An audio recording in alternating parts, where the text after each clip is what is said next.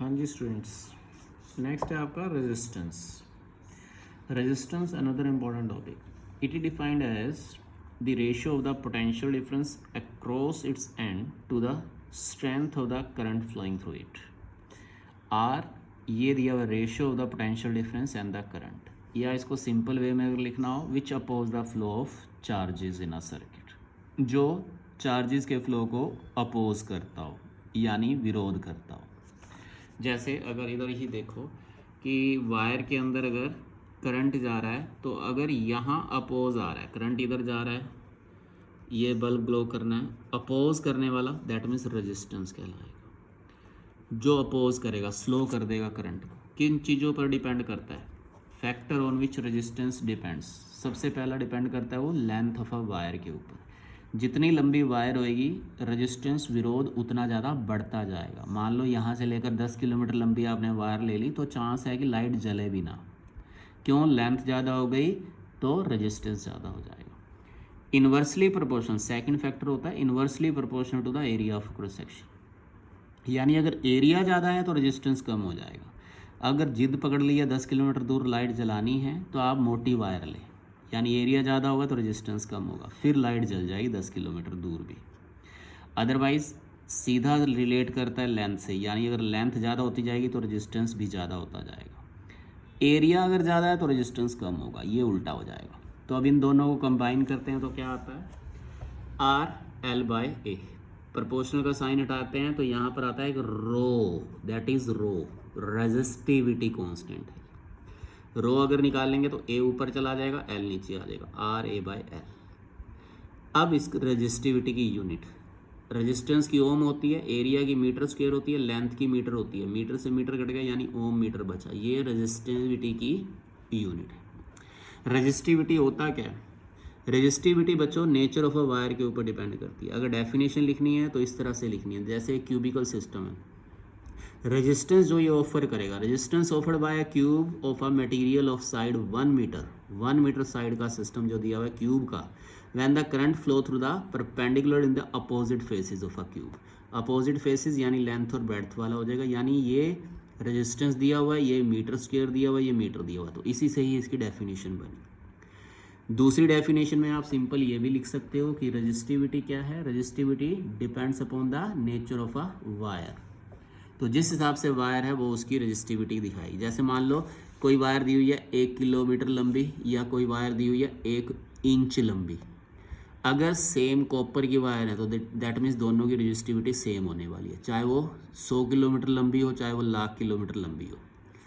1 centimetre लंबी है, दूसरी 1,00,000 किलोमीटर लंबी है, दोनों की रेजिस्टिविटी सेम होगी, क्योंकि वो क्वालिटी, वो नेचर और मटेरियल के ऊपर डिपेंड करती है रेजिस्टिविटी।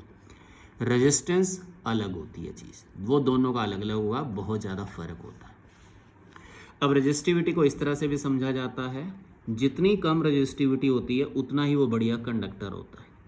तो दुनिया में सिल्वर की रेजिस्टिविटी सबसे कम है, 1.6 इंटू 10⁻⁻8। कॉपर की 1.62 इंटू 10⁻⁻8 होती है। इसकी रेजिस्टिविटी थोड़ी सी इससे ज़्यादा होती है। ज़्यादातर चीज़ें सिल्वर की हम नहीं बनाते, क्यों? सिल्वर महंगा है। रेजिस्टिविटी में तो सबसे अच्छे वाला है, पर महंगा है, इसलिए ट्रांसमिशन के लिए हम सिल्वर की जगह कॉपर या एल्युमिनियम प्रेफर करते हैं, क्योंकि रेजिस्टिविटी इसकी थोड़ी बेशक इनसे ज़्यादा है, पर ये सस्ते पड़ते हैं। तो जितना बढ़िया कंडक्टर उतनी कम रेजिस्टिविटी।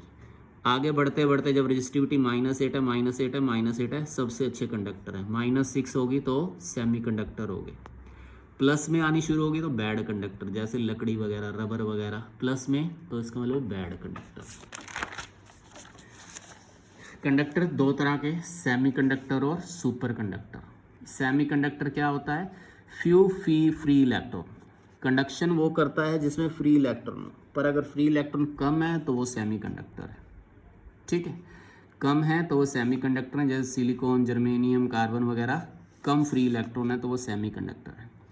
सुपर कंडक्टर क्या है? जिनकी रेजिस्टिविटी बिल्कुल ही ख़त्म हो जाए, बिल्कुल ही कम हो जाए। जैसे -8 है, बहुत कम है, अच्छी रेजिस्टिविटी वाला सिस्टम है, लो रेजिस्टिविटी वाली है, बढ़िया कंडक्टर वगैरह। सुपर कंडक्टर अगर रेजिस्टिविटी ही 0 हो जाए, तो इसका मतलब वो सुपर कंडक्टर की फॉर्म में आ जाते हैं। अब रजिस्टिविटी के रिलेटेड में आपकी एनसीईआरटी में क्वेश्चन भी दिए हुए हैं।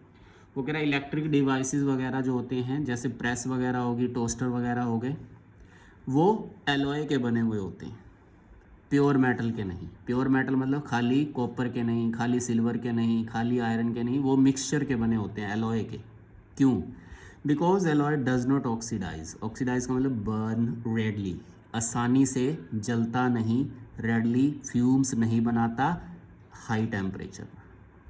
हाई टेम्परेचर पर एलॉय आसानी से फ्यूम्स नहीं बनाता, इसीलिए वो बढ़िया सिस्टम है। ठीक है। इसी तरह टंगस्टन को हम filament of electric bulb, bulb के अंदर ये जो पतली सी वायर लगी होती है जिसमें से रोशनी फूट रही होती है, ये टंगस्टन की बनी हुई होती है। क्यों? क्योंकि इसका हाई मेल्टिंग पॉइंट होता है। Because tungsten which has a very high resistance and very high melting point. Resistance ज़बरदस्त, मेल्टिंग पॉइंट ज़बरदस्त, इसलिए ज़बरदस्त लाइट देता है। इसलिए ये कंडक्टर सारे, फिलामेंट सारे टंगस्टन के बनाए जाते हैं। ठीक है बच्चों।